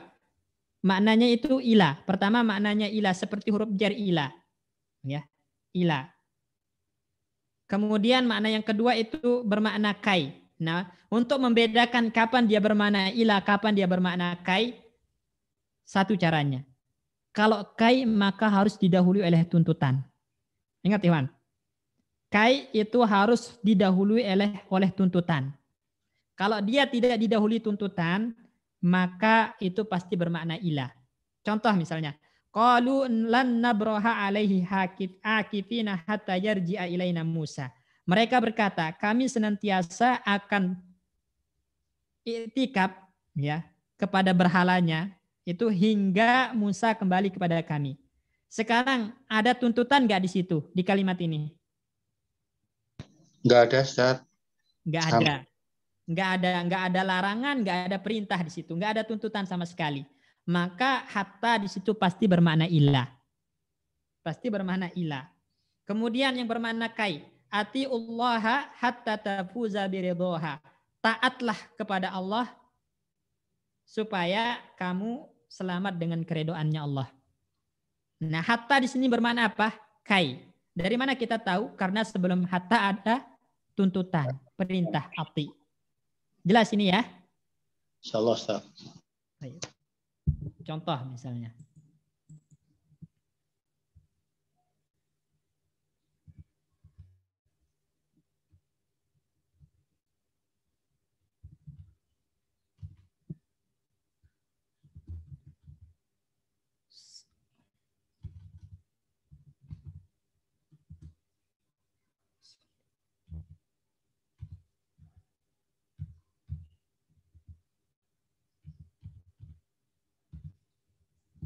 Sholli hatta tufliha. Salatlah supaya kamu selamat. Pak Bayu, hatta di sini bermakna apa?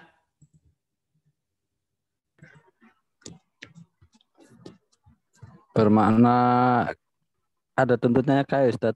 Ya, bermakna kai karena ada tuntutan. Soli perintah, mumtaz. Contoh lain misalnya.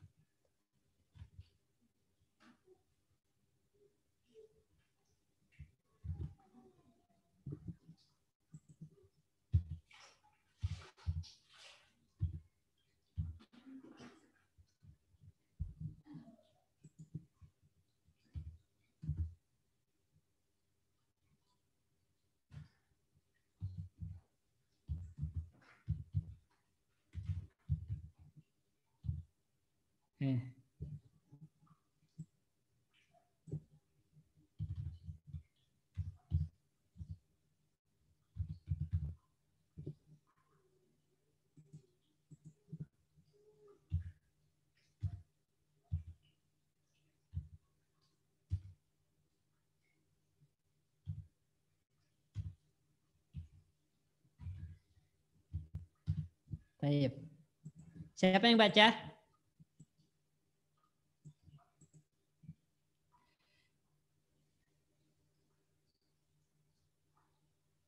Pak Pujo, coba baca Pak Pujo.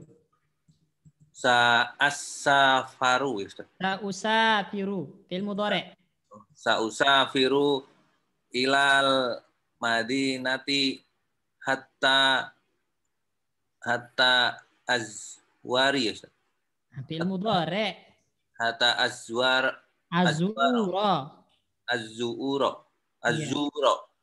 Ya. Azura. Qobril. Kok qobri? Nggak ada setelah fi'il majrur itu nggak ada. Qobru ya, Ustaz. Azura itu mengunjungi, pasti ada objek yang dikunjungi. Kubron nabi. Nah, sa'usafiru ilal madinati. Saya akan safar ke Madinah. Hatta azura kubron nabi. Ya. Sampai saya bisa ziarah ke kubur Nabi. Nah, hatta di sini maknanya apa, Pak Pujo? Kai atau ilah? Ilah, Ustaz. Ilah. Nah, kenapa? Karena tidak ada tuntutan larangan atau perintah. Nah, jadi hatta di sini maknanya ilah. Jelas insya Allah Iwan ya? Insya Allah jelas, Ustaz. Cuman kadang masih bingung saat menentukan apa namanya yang tadi ini apa ya namanya? Fi'il mudhari'. Ustaz. Ya jelas lah, fi'il mudhari' kan polanya udah jelas. Af'alu itu asalnya azwaru, azura, tapi terjadi proses ilal. Wajar kalau di sini bingung. Tapi itu fi'il mudhari'. Oh ya, Ustaz. Baik. Tapi ada pertanyaan Iwan seputar amil-amil yang menasabkan fi'il mudhari'? Ustaz, apa izin ya. Sama Ustaz? Ya. Ini yang di surat Al-Zariyat yang Mama khalaqtul jinna wal insa illa liya'budun. Itu kenapa liya'buduni ya? Nah, kalau pakai lam itu kan harusnya kan liya'budu gitu ya, Ustaz ya. Tidak ada nunnya gitu. Nah, nun itu di situ adalah nun wiqayah namanya. Iya. Ada asalnya gini. Asalnya liya'buduni. Sebentar. Oke, yang mukhatabah Ustaz. Iya, liya'budu gini. Ada iya mutakallim. Ya muhotabah ya benar. Ya ul mutakallim bukan ya mutakallim. Ya mutakallim. Ya mutakallim. Pokoknya gini patokannya Ikhwan. Kapanpun fiil bersambung dengan ya mutakallim, maka harus ada nun wiqayah. Ini namanya. Nih. Ini nun wiqayah namanya. Jadi ini bukan tanda nasab, bukan tanda nasab ini, tapi nun wiqayah. Wa qabla ya in nafsi ma'al fi'lil tuzim nun wiqayatin wa laysa qad nuzim, kata Ibnu Malik. Sebelum ya mutakallim itu pasti ada nun wiqayah. Ya, sebelum ya mutakallim yang nyambung dengan fi'il maka wajib ada nun wiqayah. Sekarang ya ini namanya ya mutakallim, ya. Kemudian sebelumnya apa? Fi'il kan? Ya. Ustaz, sebelumnya fi'il. Ya, berarti kalau ada ya mutakallim sebelumnya fi'il maka harus didatangkan nun wiqayah. Maka nun di sini namanya nun wiqayah. Fungsinya apa? Untuk menjaga agar fi'il tidak kasroh. Karena biasanya setelah ya mutakallim itu harus kasroh. Sebelum ya mutakallim itu harus kasroh. Jadi kalau fi'il kan nggak boleh kasroh. Makanya didatangkan nun wiqayah. Untuk menjaga agar fi'il tidak kasroh. Ya. Mana? Ya, mana nun anunya? Nun aslinya? Dibuang. Dibuang. Sebagai tanda apa dibuang? Tanda nasab. Tanda nasab. Belum kita bahas tanda nasab ya. Insya Allah nanti kita singgung. Ya'budu nani asalnya. Ya'budu nani. Gitu. Ya'budu nani. Kemudian kemasukan lam. Berarti lam itu membuat apa? Membuat nasab kan? Nah, tanda nasabnya adalah dengan membuang nun. Nun ini, nun pertama dibuang sebagai tanda nasab. Sehingga menjadi ya'buduni. Bukan ya'budunani lagi, tapi liya'buduni. Nun kedua itu bukan nun asli, tapi itu adalah nun wiqayah. Jelas insya Allah ya Musyifa ya? Ya, baik Ustaz. Syukran. Yang kedua Ustaz, apa? Kalau an itu kan bersama dengan fi'il mudhari bermakna masdar muawwal Ustaz ya. Ya. Kalau ada lan setelahnya fi'il mudhari, apa bisa kita jadikan masdar juga? Gak bisa. Tidak bisa ya? Ya. An doang. Gitu Ustaz ya. Ya. Kirain saya bisa dijadikan masdar, tidak bisa, ternyata hanya an saja Ustaz ya. Ya. An saja. Oke, syukran Ustaz, jazakumullah khair. Oh iya, lupa anak kasih tahu antum Ikhwan. Tanda nasab fi'il mudhari itu apa? Fathah. Ya, tanda nasab fi'il mudhari adalah fathah. Ketika dia shahihul akhir. Maksudnya ketika dia tidak diakhiri oleh alif, wawu atau ya. Maka tanda nasabnya adalah fathah. Atau jangan wawu ya, apaan? Fi'il mudhari wajib nasab dengan fathah ketika dia kemasukan amil dan dia tidak diakhiri alif. Saya ulang, tidak diakhiri alif. Berarti kalau diakhiri ya, maka dia nasab juga. Contoh lan yarmiya, antum bilang. Lan yarmiya, an yarmiya. Walaupun diakhiri ya, tetap dia nampak harokat fathahnya. An yad'uwa, an yad'uwa. Ya, kalau dia diakhiri wawu tetap nampak fathahnya. Misalnya. Ini bacanya apa Pak Bayu?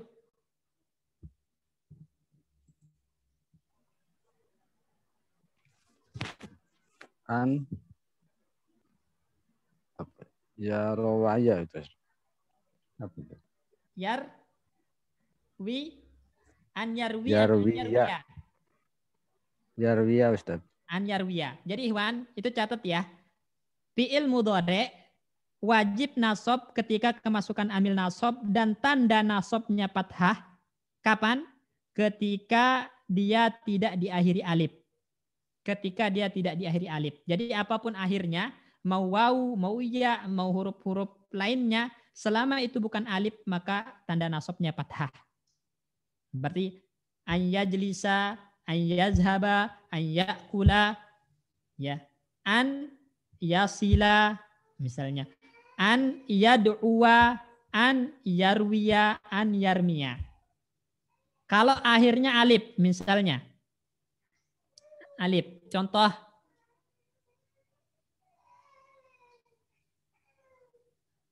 Apa yang akhirnya alif ya?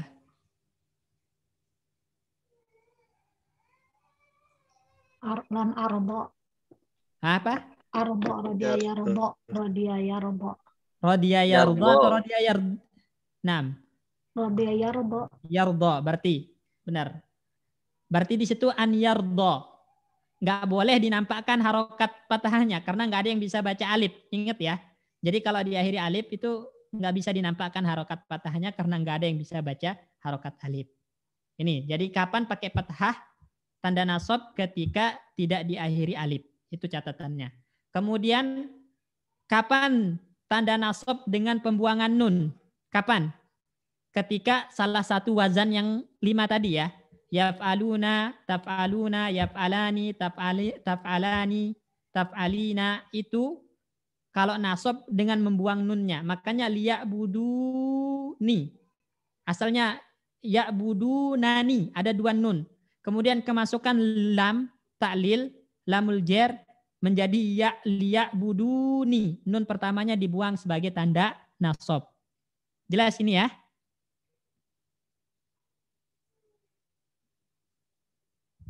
Ustaz, aku masih bingung tadi katanya lam taklil sama dengan lam ka, itu sekarang lam taklil sama dengan lam jar. Nah, aku masih bingung Ustaz. Lam jar sama lam taklil tadi katanya sama dengan lam ya kai. kan gitu. kai itu menjelaskan sebab. Lam taklil itu juga menjelaskan sebab. Dia kai itu sebab, lam taklil itu sebab. Bedanya kai bukan huruf jar, lam taklil itu huruf jar. Dari segi makna mereka sama. Bimakna, maksudnya bimakna itu dari segi makna, walaupun berbeda. Kai kan bukan huruf jar. Lamu ta'lil huruf jar. Cuman makna mereka sama, yaitu menjelaskan sebab. Itu maksudnya bimakna kai. Maknanya sama, yaitu menjelaskan sebab. Maknanya sama, cuma istilahnya aja Ustaz ya. Kalau umpamanya makna sih sama ya, penggunaannya pun sama. Sama. Jelas insya Allah ya. Syukran Ustaz. Baik. PR Ikhwan, PR. Coba harus bikinkan contoh. Boleh dari Al-Quran, boleh bukan Al-Quran. Fi'il mudhari' mansub kemasukan 8 amil nasab ini. Dan jelaskan tanda nasabnya. Kalau bisa jangan hanya satu jenis fi'il mudhari'. Kadang-kadang fi'il mudhari' yang mansub dengan membuang nun. Kadang-kadang yang menggunakan fathah muqaddarah gitu. Kalau bisa. Ya. Itu PR-nya ya Juan ya. Banyak yang nggak ngerjakan PR hari ini. Qadarullah lupa Ustaz. Afwan. Nggak apa-apa. Baik. Bisa diulang Ustaz? PR-nya adalah membuat fi'il mudhari' yang mansub karena kemasukan amil yang 8 ini. Berarti ada 8 kalimat antum bikin. Ada 8 kalimat yang mana dia kemasukan amil-amil yang 8 ini. Cuman fi'il mudhari'nya jangan satu jenis doang. Kalau bisa tanda nasabnya dengan fathah zahirah, tanda nasabnya dengan fathah muqaddarah, tanda nasabnya dengan membuang nun. Kalau ada, kalau bisa.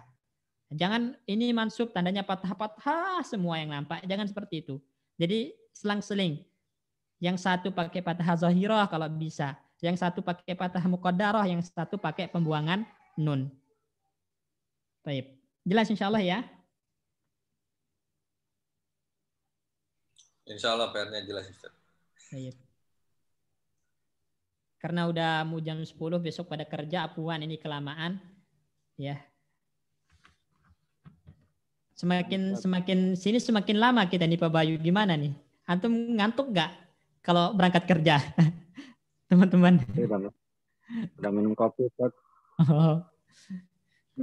Apa Ustaz, yang PR-nya itu mohon jangan kemis ini ya Ustaz ya. Oh, terlalu kemis ini ada emang rencananya ada. Insya Allah ya Ustaz. Tayyib. Berarti nggak harus kemis ini sih, kapan-kapan aja dikumpulkan. Yang penting tujuannya PR itu sih sebenarnya nggak ada paksaan, Iwan. Antum kerjakan atau tidak, nggak ada paksaan. Tapi tujuannya itu antum supaya bisa praktekkan, supaya antum ketahuan paham enggaknya gitu loh. Kayak misalnya alhamdulillah untuk masalah yang marfu ini rata-rata paham, mayoritasnya paham, mulai dari tanda rofaknya kenapa rofa, kemudian tanda rofaknya apa, itu alhamdulillah paham. Nah, untuk yang nasab ini sekarang semoga bisa dipahami dan bisa dipraktekkan. Sebenarnya itu tujuannya. Yang mengerjakan alhamdulillah, yang enggak juga ya jangan salahkan kecuali diri kita sendiri kalau enggak bisa. Baik.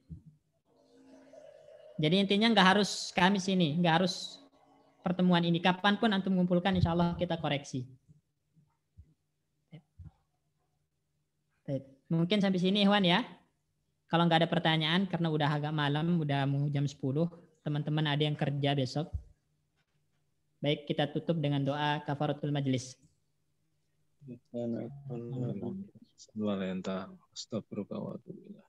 Assalamualaikum warahmatullahi wabarakatuh. Waalaikumsalam warahmatullahi wabarakatuh. warahmatullahi wabarakatuh.